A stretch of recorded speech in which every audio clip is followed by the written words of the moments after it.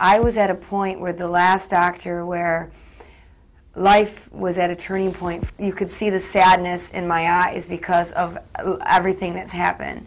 Now I feel I'm experiencing for the first time what being happy is. Like truly, not saying you're happy, completely looking outside and seeing the sky and feeling happy to be alive and happy to the people that are around you and what you're doing and just be happy.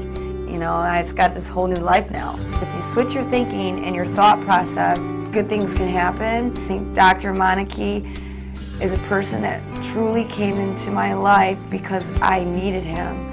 And I searched for him, yes, and I did my research on him, but when you meet Dr. Meineke, he's more than just a doctor. Like everything he believes in and what he talks about is his energy around him, and everybody that even meets Dr. Meineke, he's like this like nuclear wave of energy that's all positive, and all he's there is to try to help you with your life and how I can make it better. He's so much more than just fixing doing a boob job. I look at plastic surgery as you are churning a chapter in your life, and that chapter is going to either be good or bad depending on the information, the research, and the choices that, not the doctor, that you make.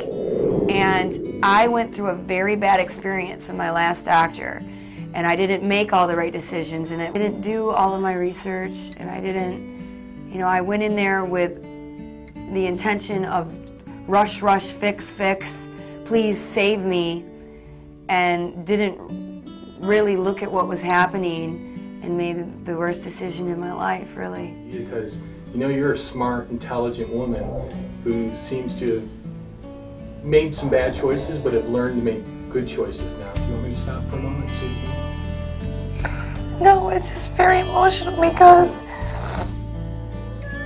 Dr. Meineke went above and beyond for me. I look at him like more than family now. Like, I really look at it like he saved me. And I look at it because he cared about me so much that he went above and beyond what a doctor would do. And he just stayed there for hours and worked on me and thought and just did everything that another doctor would just throw his hands up in the air and say, I can't give her what she wants.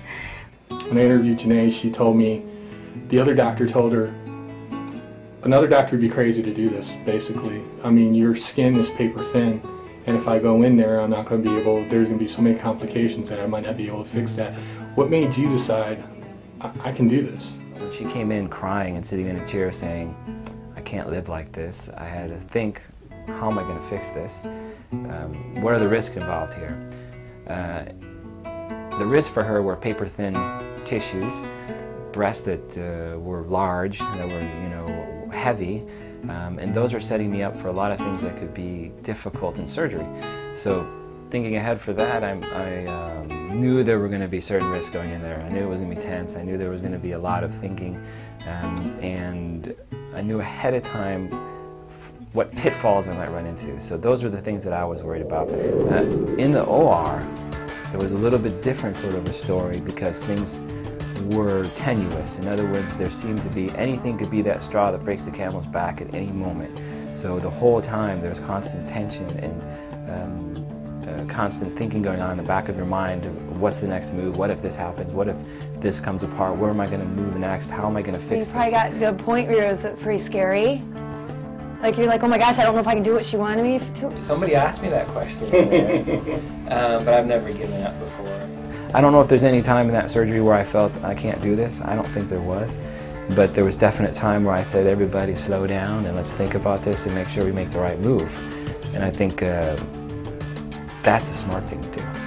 I want to watch this when we're done, but I want to watch this because I want to see what he did, because I know what he did was beyond what any other doctor would not do. He worked with paper, basically. He worked with, it's like someone taking a tissue and saying, I want you to put an implant behind a tissue and not let it rip, and I'm going to sew you up and it's going to look beautiful. That's what he did. And he made it look the best, honestly. My breasts look the best that they ever did beyond even the first surgery when I was 21. That's the answer to all the women if they're looking for a doctor right there.